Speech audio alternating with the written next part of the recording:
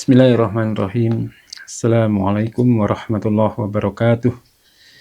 Alhamdulillah, alhamdulillah ala ihsanihi wa syukru lahu ala taufiqihi wa amtinanihi. Wa asyhadu an la ilaha illallah wahdahu la syarika lah, ta'ziman li sya'nihi. Wa asyhadu anna Muhammadan 'abduhu wa rasuluhu da'i ila ridwanihi. Allahumma shalli ala Muhammad wa ala ali Muhammad wa sahbihi wa ikhwanihi wasallim tasliman katsiran, amma ba'd. Para bapak ibu saudara semua, alhamdulillah pagi ini Allah memberikan kita nikmat bisa mengkaji kembali kitab himpunan yang dimiliki oleh Islam Jamaah yang dulu pernah kita kaji. Nah, untuk kali ini kita mengkaji Kitabul Ahkam, lanjutan dari penjelasan kemarin. Kita buka halaman 41 yang bagian bawah, paling bawah. Bismillahirrahmanirrahim. Hadatsana Muhammad bin Ramhim, hadatsana Abdullah bin Lahi'ah an Ubaidillah ibni Abi Ja'far wa Humad ibni Hani al-Khawlani annahuma sami'a Aba Abdurrahman al-Hubuli yukhbiru an Abdullah bin Amr ibn Ash an Rasulullah sallallahu alaihi wasallam annahu qala qad aflaha man hutiyal Islam wa ruziqal kafafa wa qani'a bih. Sungguh telah beruntung orang yang diberikan hidayah bisa menetapi Islam, bisa masuk Islam. Kemudian dia diberikan rezeki yang sekedar cukup, wa ruziqal kafafa, rezeki yang cukup. Dan Allah menjadikannya bisa menerima, merasa cukup, qanaah dengan apa yang Allah berikan kepadanya. Ini merupakan 3 bentuk dari orang yang mendapatkan keberuntungan di dunia. Jadi hadis ini menjelaskan bahwa keberuntungan sejati itu tidak diukur dengan banyaknya harta, dengan luasnya jabatan, luasnya harta, gemerlap dunia, tetapi dengan 3 perkara besar. Yang pertama yaitu keberuntungan iman, keberhasilan dimulai dari Islam yang lurus, manhaj yang lurus, akidah yang lurus. Karena Islam adalah sebab keselamatan di akhirat dan pondasi dari seluruh amal. Sebaik apapun, sebanyak apapun amal, ketika tidak Islam, maka amal itu hilang. Tanpa iman, seluruh kenikmatan di dunia ini tidak akan bernilai di sisi Allah Subhanahu wa taala. Kemudian yang kedua yaitu rezeki yang cukup, yang kafaf. Rezeki yang paling menenangkan bukanlah rezeki yang berlimpah ruah, tetapi yang cukup untuk kebutuhan.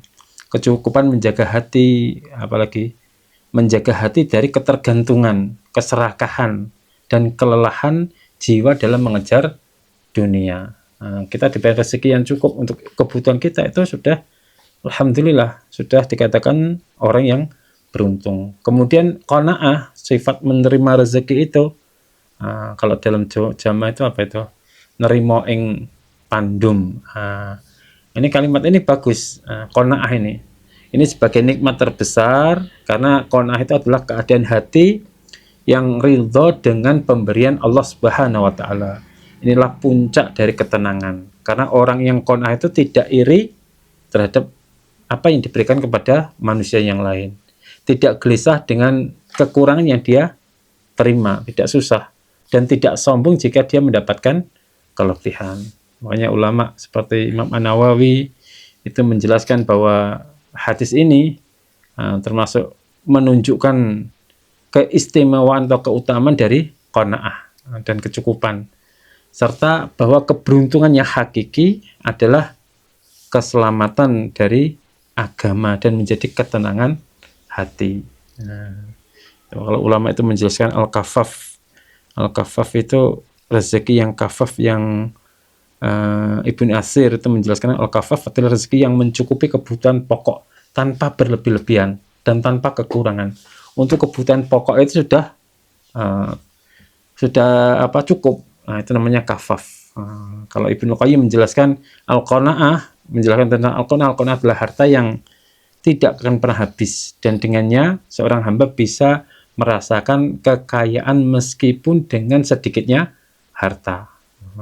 Dengan Hasan Al-Basri rahimahullah juga menjelaskan, bukan banyaknya harta yang menjadikan seseorang kaya, tetapi kaya itu adalah hati yang ridho. Jadi ini inti dari hadis ini, tiga sebab orang mendapatkan keberuntungan. Hadatsana Abdurrahman bin Ibrahim ad-Dimashqi, hadatsana Walid ibn Muslim, hadatsana Zuhair ibn Muhammad an Ja'far bin Muhammad an Abih an Jabir qala sami'tu Rasulullah sallallahu alaihi wasallam yaqulu inna syafa'ati yaumal qiyamah li ahlil kabair min ummati. Kata Rasulullah sallallahu alaihi wasallam, beliau bersabda, sesungguhnya syafaatku pada hari kiamat adalah untuk pelaku dosa-dosa besar dari umatku. Hadis ini sebagai bantahan untuk orang Khawarij dan orang-orang yang mempunyai faham Mu'tazilah. Orang Khawarij mengatakan bahwa pelaku dosa besar itu kekal di dalam neraka. Kekal di dalam neraka. Jadi ini hadis ini sebagai bantahan. Bantahan tegas bahwa pelaku dosa besar mereka tidak dikafirkan dan tidak kekal di neraka karena mereka termasuk masih dalam atau berada di lingkup umat Nabi Muhammad SAW.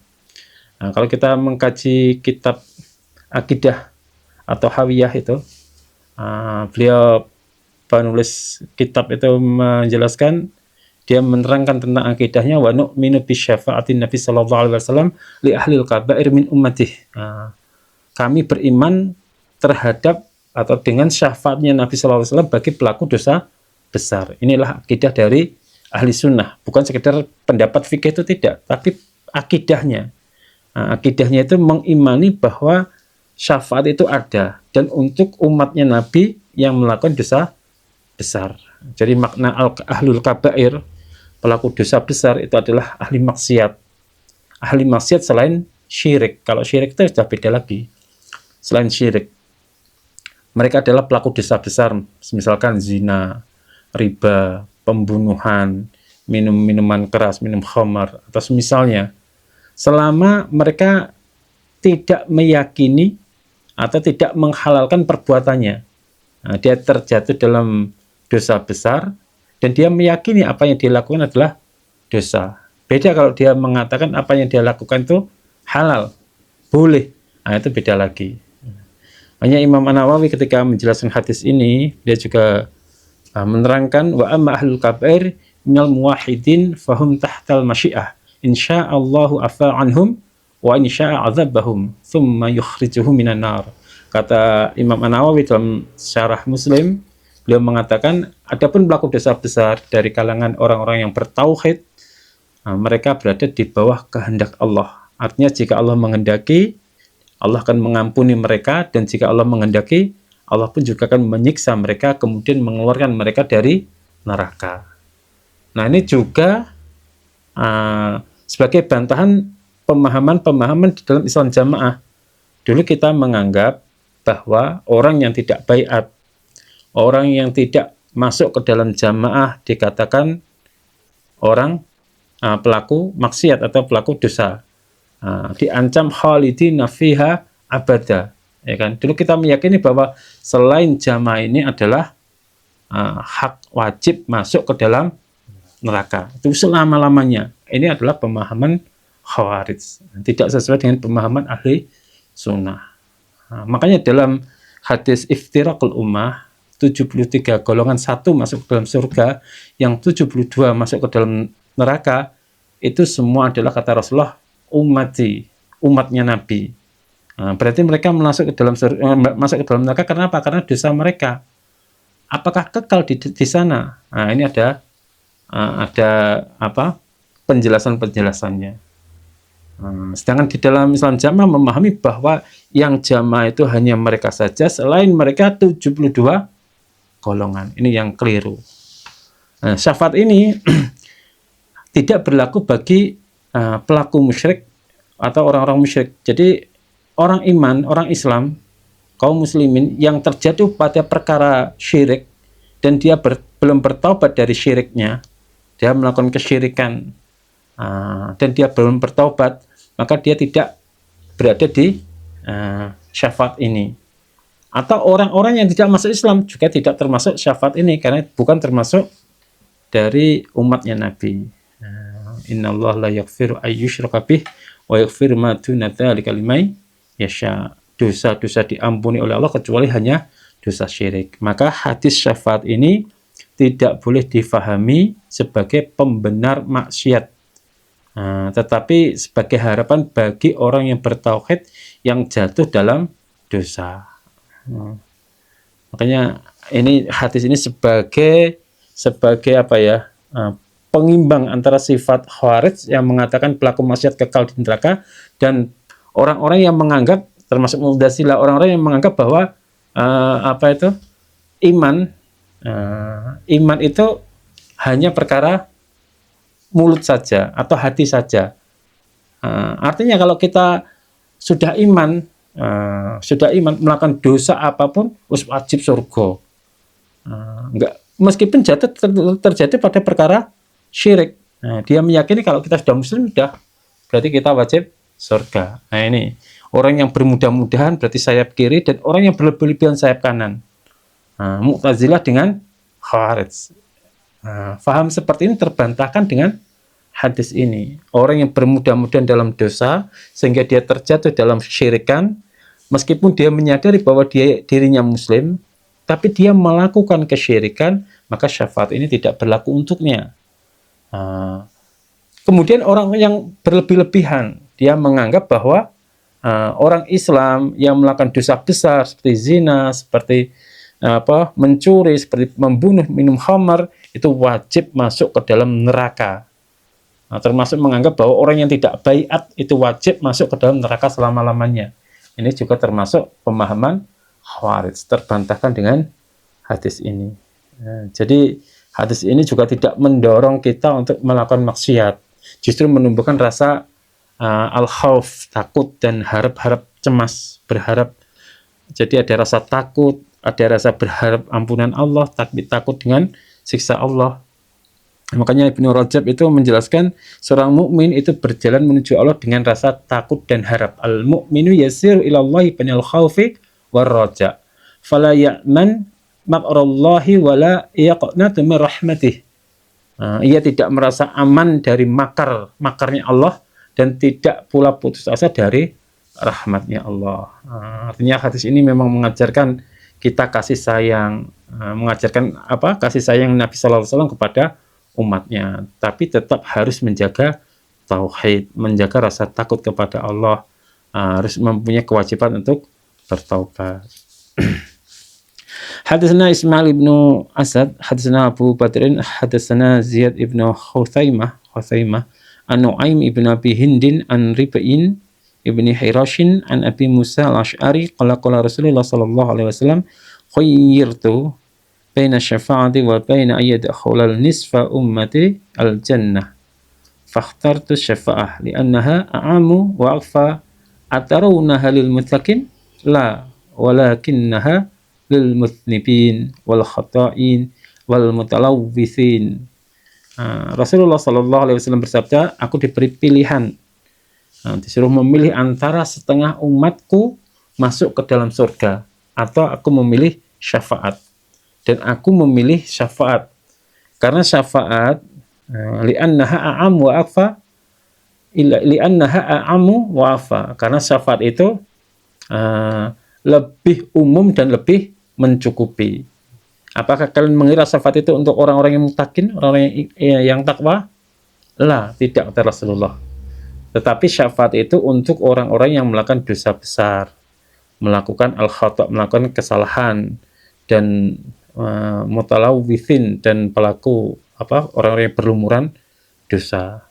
Kalau dalam hadis lain itu lafaz mutalawwithin ini tidak ada, jadi ada tambahan di sini. Ada tambahan. Ini hadis ini menunjukkan bahwa besarnya rahmat kasih sayang Nabi Shallallahu Alaihi Wasallam kepada umatnya, karena beliau memilih syafaat. Seandainya beliau memilih separuh umatnya Nabi yang masuk dalam surga, niscaya kita tidak termasuk dari separuh umatnya Rasulullah SAW. Ternyata Rasulullah memilih syafaat yang manfaatnya itu lebih luas dan berkelanjutan, bukan sekedar keutamaan sesaat, tapi syafaat itu bisa dinikmati, bisa diberikan kepada umatnya Nabi yang melakukan dosa besar, baik umat yang awal maupun umat yang akhir. Syafaat bukan hanya untuk orang yang takwa, tapi untuk orang-orang Islam, umat Nabi yang melakukan dosa besar, selama mereka mati tidak di atas kesyirikan. Karena salah satu syarat untuk mendapatkan syafaat Rasulullah SAW yaitu mereka tidak melakukan syirik. Liman mata la yusyrik billahi syai'an, yaitu orang yang mati dia tidak membawa dosa syirik, maka dia mendapatkan syafaat.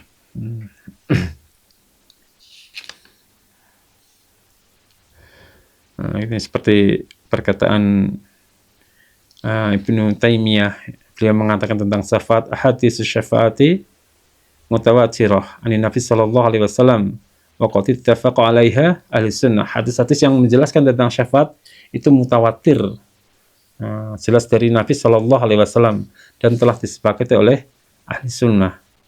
Kemudian Ibnu Qayyim al-Jauziyah juga menjelaskan asy-syafaatu haqqun la yankiruha ila mubtadi'un dhal.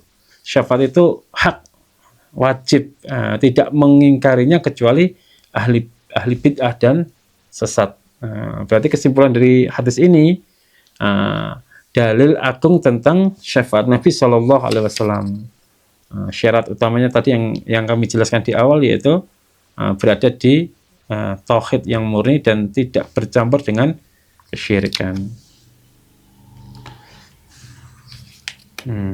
Asy-syafa'atu li ahli tauhid wa in kanu min ahli dzunub. Syafaat itu untuk ahli tauhid, orang yang berdiri di atas tauhid, meskipun mereka adalah pelaku dosa besar. Wa inna ma hurima syafa'ata man asyaru ala dzambi wastakhafu bi amrillah. Yang terhalang dari syafaat adalah orang yang terus-menerus di dalam dosa dan meremehkan perintah Allah Subhanahu wa taala. Dia mengetahui bahwa syafaat itu adalah ada, tapi dia meyakini melakukan dosa terus-menerus. Artinya dosa ini dia bisa menghindari, tapi mempunyai keyakinan meskipun saya melakukan dosa, saya dapat syafaat. Jadi rasa rojak dan khaufnya kepada Allah ini tidak ada. Ini tidak mendapatkan syafaat. Hadisna Hisham bin Abdul Malik al-Himshi, hadisna Baqiyah ibn Walid, hadisna ibnu Abi Maryam an Dhamrah ibni Habibin an Abi Ya'la Shaddad bin Aus qala Rasulullah sallallahu alaihi wasallam al-qayyisu man tana nafsahu wa amila lima ba'dal maut. Kata Rasulullah sallallahu alaihi wasallam, beliau mengatakan bahwa orang yang cerdas adalah orang yang mau mengoreksi, menghisab dirinya sendiri dan beramal untuk bekal setelah mati, untuk persiapan setelah mati. Wal ajizu man asba hawaha, man atba nafsahu hawaha thumma tamanna 'ala Allah. Sedangkan orang yang lemah, orang yang bodoh adalah orang yang selalu mengikuti hawa nafsunya, tapi dia mempunyai angan-angan berharap bahwa Allah akan memasukkannya ke dalam surga atau mengampuni dosa-dosanya. Ini al-qayyisu itu orang yang cerdas bukan cerdas karena dunia, tetapi cerdas karena timbangan akhirat.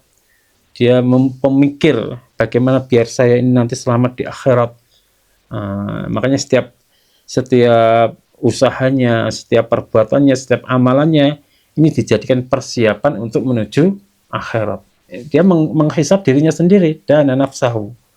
Artinya dia menundukkan hawa nafsunya, menegur dirinya sebelum ditegur oleh Allah Subhanahu wa taala, menghitung-hitung dosa-dosanya sebelum ditimbang oleh Allah Subhanahu wa taala di akhirat.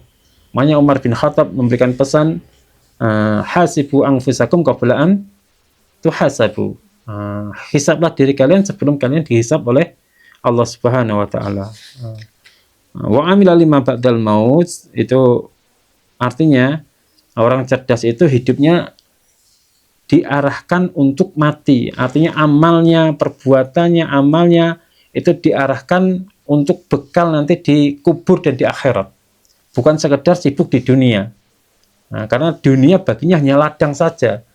Nanti dia panennya di akhirat. Panennya di akhirat.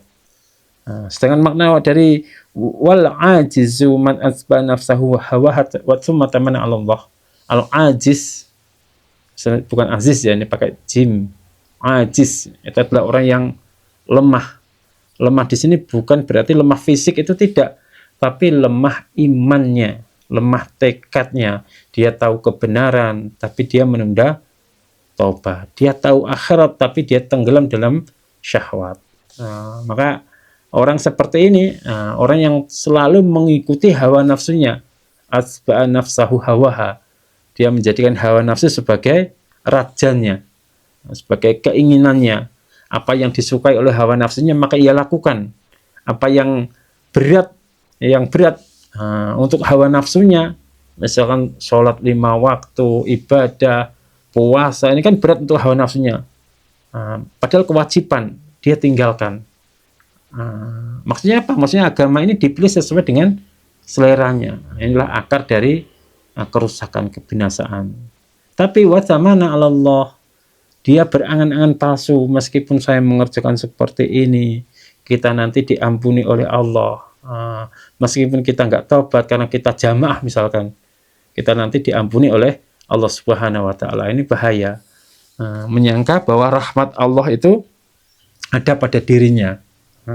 Dia menyangka bahwa Allah tidak akan mungkin menyiksanya. Ini seperti ucapan seseorang dalam Islam jamaah. Kita dalam jamaah ini mengamalkan apapun, kalau amalan itu baik maka dibalas kebaikan oleh Allah 10 kali lipat. Kalau amalan itu buruk, maka diampuni oleh Allah. Ini adalah kekeliruan. Makanya ada hadis yang man amila fil jamaah fa asaba, apa itu? Barang siapa yang beramal di dalam jamaah, ketika amal itu benar maka diterima oleh Allah. Wa in akhta ghafaralah. Ketika amalan itu salah maka diampuni oleh Allah. Akhirnya makna Quran hadis ngawur karepe dhewe. Ini berharap karena menganggap bahwa kita melakukan amalan dalam jamaah itu diampuni oleh Allah kalau salah, kalau benar diberikan pahala oleh Allah, diterima oleh Allah. Padahal hadisnya itu hadis maudhu, hadis palsu, dijadikan penguat untuk pemahaman jamaah. Naudzubillah min dzalik. Allahul musta'an. Hadisna Zubair ibnu Bakar, hadisna Anas ibnu Ayyad, hadisna Nafi ibnu Abdullah an Farwah ibnu Qais an Atha bin Abi Rabah an ibnu Umar annahu qala kuntu ma Rasulillah sallallahu alaihi wasallam faja'ahu rajulun minal ansar. Saya bersama Rasulullah sallallahu alaihi wasallam, kemudian ada seorang laki-laki dari golongan Ansar. Fasallama ala Nabi sallallahu alaihi wasallam thumma qala ya Rasulullah ayyul mu'minin afdal? Qala ahsunuhum khuluqan.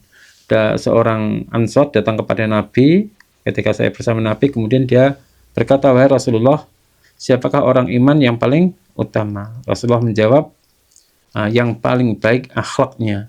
Qala fa'il mu'minin aqyas, dan siapakah orang-orang iman yang disebut cerdas, yang paling cerdas? Qala aktsaruhum lil mauti dzikran wa ahsanuhum lima ba'dahu isti'dadan ulaikal aqyas. Kata Rasulullah SAW, orang iman yang cerdas adalah orang yang paling banyak mengingat kematian dan yang paling baik persiapannya isti'dadan, persiapannya untuk kematian. Mereka itu adalah orang-orang yang cerdas. Nah, kalau kita lihat pertanyaan dari sahabat yang mengatakan ayyul mu'minin afdal, pertanyaan ini bukan tentang siapa yang paling banyak ilmunya, siapa yang paling keras amar ma'rufnya, siapa yang paling lantang membantahnya. Namun Rasulullah SAW menggeser standar ke akhlak. Ahsanuhum khuluqan. Keutamaan iman itu diukur dengan akhlak, bukan sekedar slogan iman. Karena akhlak itu mencakup lisannya bersih, hatinya lapang, sikapnya adil, sabar ketika diuji. Makanya Al-Imam Al-Hasan Al-Bashri rahimahullah mengatakan husnul khuluqi batlul ma'ruf wa kaful adza wa talaquhul wajh. Akhlak yang baik adalah berbuat kebaikan, menahan gangguan ketika disakiti orang lain dia sabar dan menampakkan wajah yang ramah. Sedangkan pengertian dari apa tadi? Fa'ayil mu'minin aqyas, orang iman yang cerdas, dalam Syu'abul Iman karya Imam Al-Baihaqi, dia mengatakan kecerdasan menurut Nabi itu bukan kecerdasan dunia, itu tidak, tapi kecerdasan menghadapi kematian. Aksaruhum lil mauti dzikron, orang cerdas itu orang yang sering mengingat mati, bukan untuk putus asa, tapi untuk meluruskan hidup saya ini sudah benar apa belum, amalan saya sudah benar apa belum. Makanya Ibnu Qayyim Al-Jauziyah itu mengatakan dzikrul mauti yaqta'u laddzatid dunya minal qalbi, mengingat kematian itu akan memutus kelezatan dunia dari hati. Wa ahsanuhum lahu istidzatan, dan orang yang cerdas itu bukan berarti hanya ingat mati tok, itu tidak, tetapi dia mempersiapkan diri, dia bertaubat sebelum sakaratul maut, dia mempunyai amalan-amalan yang baik sebelum dia sakit, dia melakukan keikhlasan, setiap ibadahnya, amalnya selalu dibarengi dengan rasa ikhlas sebelum terlambat, sebelum kematian itu datang. Maka banyak orang ingat mati, tapi sedikit yang benar-benar menyiapkan bekal untuk mati. Maka itulah orang yang selalu memperbanyak kematian dan menyiapkan bekal-bekalnya, kata Rasulullah, ulaikal aqyas. Mereka itu adalah orang-orang yang cerdas secara hakiki, bukan yang pandai bicara, bukan yang pandai atau lihai berdalih, tapi yang paling siap untuk bertemu kepada Allah Subhanahu wa taala. Jadi intisari dari nasihat ini, nasihat Rasulullah ini, keutamaan iman itu bukan di mulut saja, tapi di akhlak. Kecerdasan sejati itu bukan di otak, tapi di kesiapan orang tersebut untuk menyambut kematian. Dan orang yang paling cerdas adalah orang yang mempersiapkan diri untuk akhirat. Hadatsana Abdurrahman ibn Abi Abdul Wahhab, hadatsana Abdullah ibn Numairin, an Ibrahim ibn Fadli, an Sa'idil Maqburi, an Abi Hurairah qala Rasulullah sallallahu alaihi wasallam al-kalimatul hikmah dhallatul mu'min haitsu ma wajadaha fa huwa haqqu biha. Kalimat hikmah ini hadis riwayat Ibnu Majah. Jadi hadis ini hikmah adalah barang hilangnya milik mukmin, dimanapun ia menemukannya maka dialah yang paling berhak atasnya. Hadis ini sebenarnya tidak sahih kalau dilihat dari riwayatnya, tidak sahih dari Nabi Sallallahu Alaihi Wasallam karena riwayatnya ini lemah. Ini diriwayatkan di Tirmidzi, itu juga ada dengan lafaz yang berbeda, tapi al-kalimatul hikmah dhalatul mu'min anna wajadaha fa huwa haqqu biha, tapi hadisnya lemah, diriwayatkan oleh Abu Hurairah. Kemudian dalam Ibnu Majah ini juga sama, sanadnya bermasalah. Imam Tirmidzi ketika membahas hadis ini dia mengatakan hadza haditsun gharibun la na'rifu illa min hadzal wajh. Hadis ini gharib, kami tidak mengenalnya kecuali dari jalur ini. Kemudian Imam Bukhari mengatakan bahwa hadis ini ittirab itu ada kegoncangan. Kemudian Syekhul Albani rahimahullah dia juga mengatakan bahwa hadis ini adalah dhaifah, dimasukkan ke dhaifah. Artinya tidak boleh dinisbatkan secara tegas kepada Rasulullah SAW. Akan tapi makna dari hadis ini benar. Jadi maknanya benar, tapi riwayatnya itu yang tidak sahih, dhaif. Riwayatnya. Ini sama al-hikmah itu adalah, kata Ibnu Qayyim, al-hikmah, apa itu al-hikmah? Al-hikmah itu fi'lun ma yanbaghi 'alal wajhil alladhi yanbaghi fil waqti alladhi yanbaghi. Hikmah adalah melakukan sesuatu yang semestinya dengan cara yang semestinya dan pada waktu yang semestinya. Jadi hikmah itu bukan sekedar pintar bicara, tapi tepat bersikap dan beradab. ilmunya benar, itu adalah hikmah. Hikmah itu kalau menurut ulama itu, kata Imam Malik rahimahullah, kullu yu'khadhu min qawlihi wa yurad illa sahib hadal qabri. Imam Malik dalam kitab Al-I'tisam karya Asyatibi mengatakan bahwa setiap orang ucapannya itu bisa diambil dan bisa ditolak kecuali penghuni kubur ini. Artinya hikmah ilmu itu kalau sesuai dengan apa yang disabdakan oleh Rasulullah SAW, itu berarti menjadi hikmah, boleh kita ambil. Dan boleh kita tolak ketika berseberangan dengan Rasulullah. Makanya manhaj salaf dalam menyikapi hikmah itu adalah mengambil yang benar dan meninggalkan yang salah. Meninggalkan yang salah. Hadatsana Abu Bakar ya hadatsana Waqi wa Abu Muawiyah an al-A'mash an Abi Salih an Abi Hurairah qala Rasulullah sallallahu alaihi wasallam unzuru ila man huwa asfala minkum wa la tanzuru ila man huwa fawqakum fa innahu ajdaru alla tasdaru ni'matallah. Qala Abu Muawiyah alaikum. Lafaznya dalam riwayat Abu Muawiyah ada lafaz nikmatallahi alaikum. Lihatlah orang-orang yang berada di bawah kalian, ini dalam masalah dunia. Kalau dalam masalah dunia, Nabi berpesan kepada kita, lihatlah orang-orang yang keadaannya di bawah kita.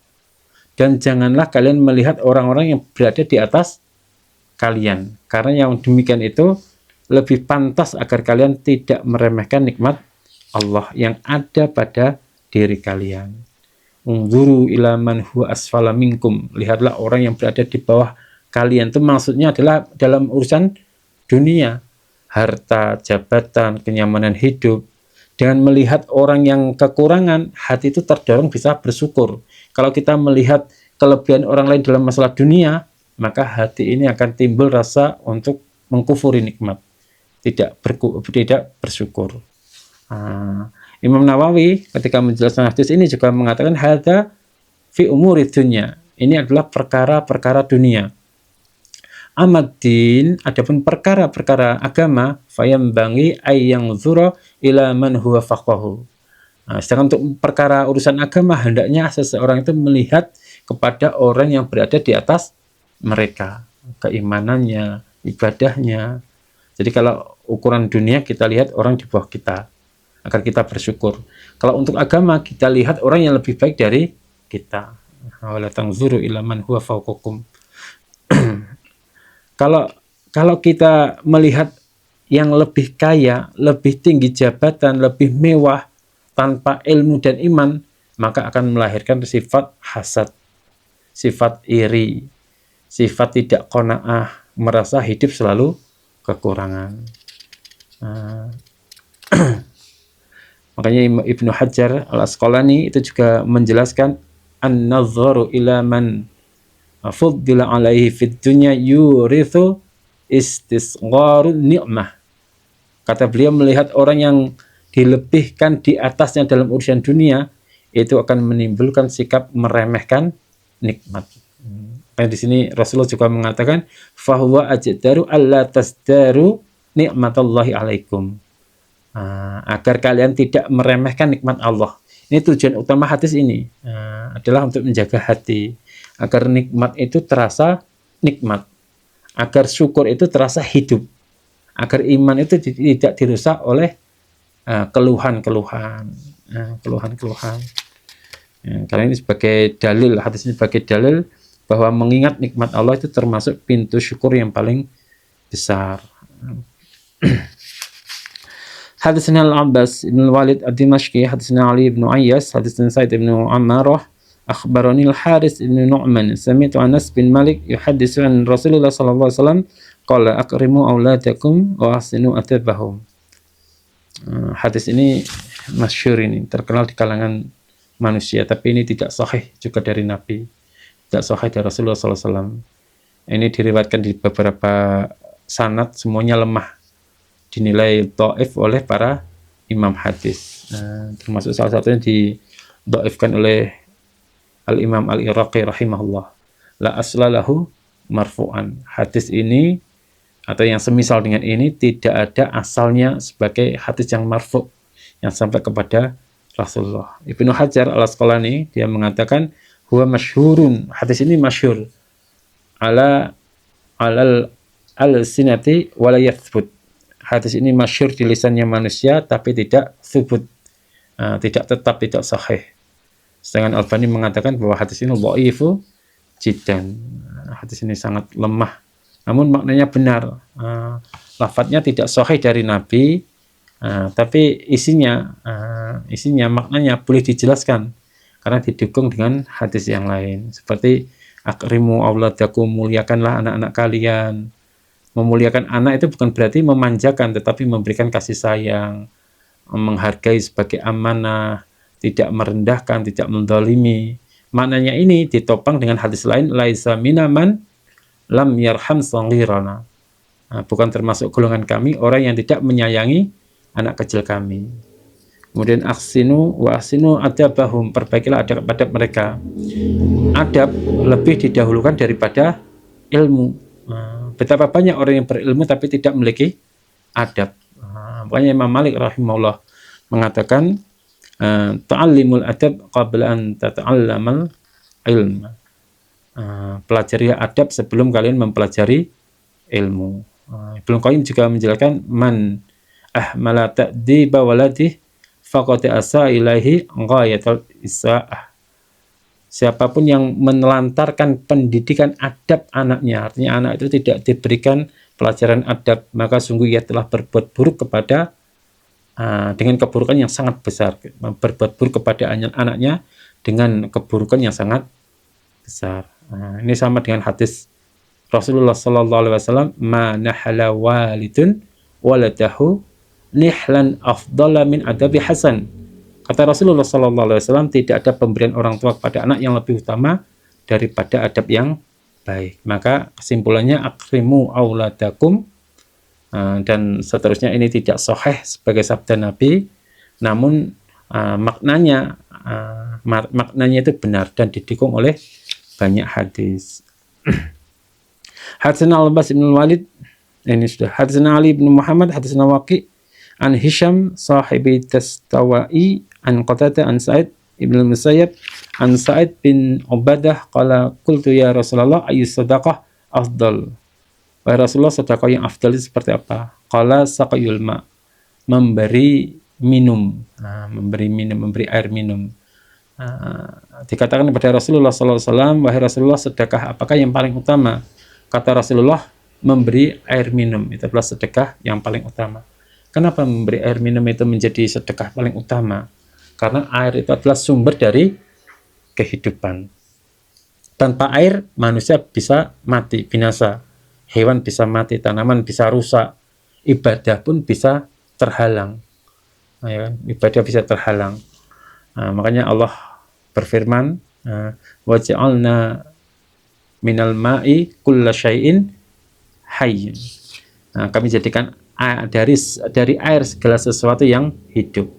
Memberi air berarti kita menjaga kehidupan, dan menjaga kehidupan berarti itu merupakan amal yang besar. Nah, sedekah yang manfaat umumnya yang terus menerus.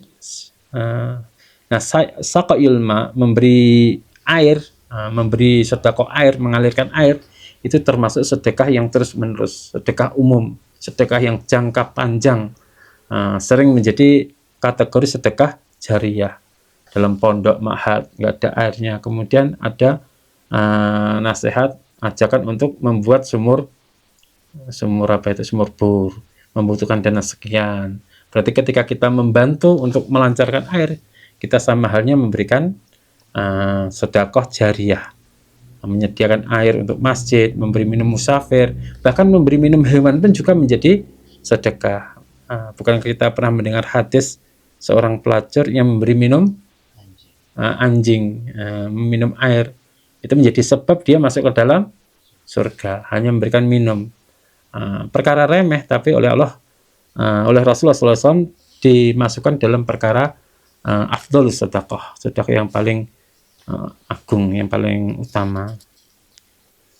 Imam Nawawi juga menjelaskan fi hadza fadlun sakiyul ma wa annahu min afdhalis sadaqat li syiddatil hajati ilai. Dalam hadis ini terdapat keutamaan memberi air dan bahwa memberi air itu termasuk sedekah yang paling utama karena sangat dibutuhkan. Memberi air. Hadisna Muhammad bin Ala wa Ibrahim bin Musa Ar-Razi qala akhbarana Abu Usamah an Umar qala Ibrahim huwa Umar ibn Hamzah bin Abdullah al-Umari an Abdurrahman bin Sa'din qala sami'tu Abu Sa'id al-Khudri yaqulu qala Rasulullah sallallahu alaihi wasallam inna min a'zamil amanati indallahi yaumil qiyamah ar-rajulu yufti ila mar'atihi wa tufdi ilaihi thumma yanshuru sirraha. Ini peringatan bagi orang yang sudah bersuami istri bahwa Rasulullah SAW mengecam sesungguhnya termasuk amanah yang paling besar di sisi Allah adalah di hari kiamat nanti adalah seorang laki-laki yang berhubungan dengan istrinya, berarti berhubungan badan dengan istrinya, dan istrinya pun juga berhubungan badan dengan dia. Yufti ila mra'atihi, artinya wa tufti ilai, keduanya saling berhubungan intim. Lalu setelah itu dia menyebarkan rahasia istrinya, atau sebaliknya istrinya menyebarkan rahasia suaminya. Jadi hubungan suami istri itu adalah amanah terbesar dari Rasulullah SAW. Rasulullah menyebutkan bahwa ini ada termasuk amanah yang terbesar, amanah yang paling besar. Bukan amanah ringan, bukan sekedar adab, tapi dosa besar jika dilanggar. Karena hubungan suami istri itu terjadi dalam kondisi paling intim, paling pribadi, tidak ada saksi, ya kan? Tidak ada penghalang, saling mempercayai, ada kepercayaan penuh. Berarti membuka rahasia ranjang itu sama halnya khianat terhadap amanah. Yang dimaksud menyebarkan rahasia itu dengan menceritakan detail hubungan intimnya, membuka aib pasangannya, membandingkan pasangannya dengan orang lain, semua itu haram.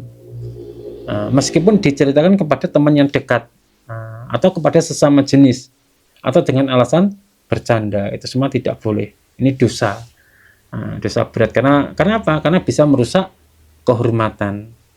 Sedangkan Islam itu menjaga kehormatan, menjaga rasa malu, menjaga ketenangan rumah tangga.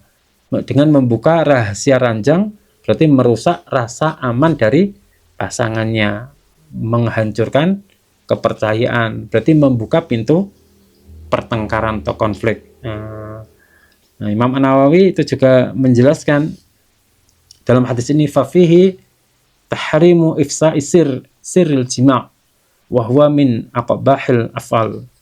Dalam hadis ini terdapat keharaman menyebarkan rahasia di dalam hubungan intim, dan perbuatan ini termasuk qabah apa itu? Perbuatan yang paling buruk.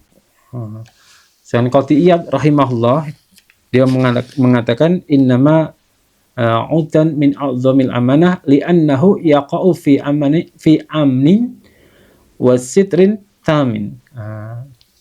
Ini disebut dosa besar, amanah terbesar karena terjadi dalam kondisi aman, tertutup secara sempurna. Orang melakukan hubungan intim dengan istri itu kan sama-sama suka, sama-sama ridho, dan dihalalkan dengan akad nikah, ya kan?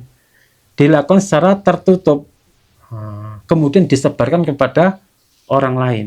Ini termasuk khianat di dalam adab.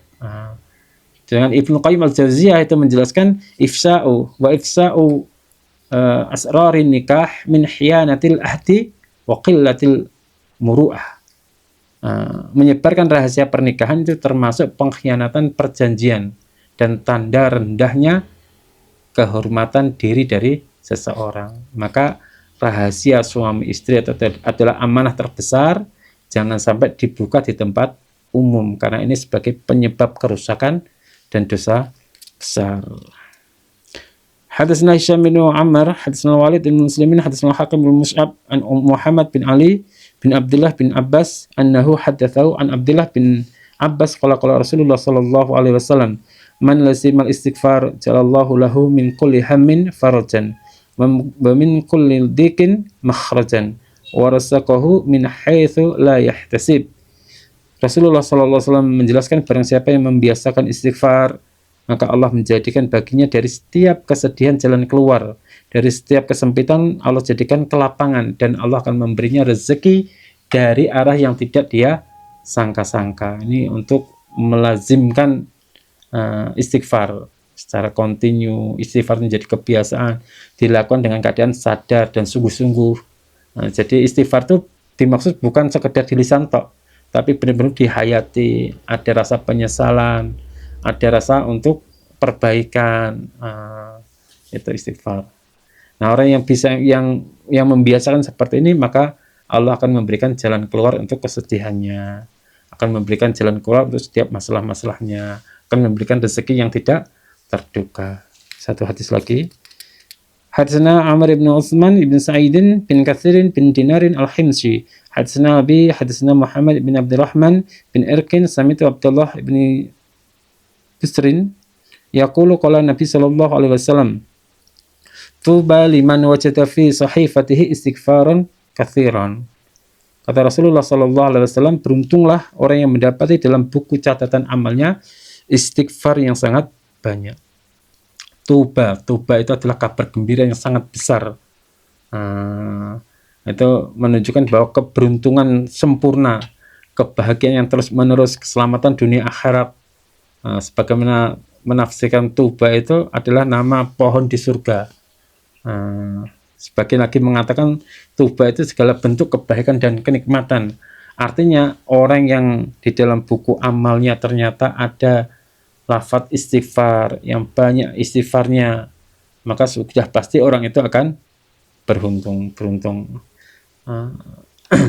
Kalau Imam Nawawi menjelaskan, al-istighfar matdubun fi aqalli halin wa huwa min a'zamil azkari naf'an. Istighfar itu dianjurkan dalam setiap keadaan. Dan istighfar ini termasuk zikir yang paling besar manfaatnya. Al-istighfaru mimma yajburul khalal wa yuslihul amal.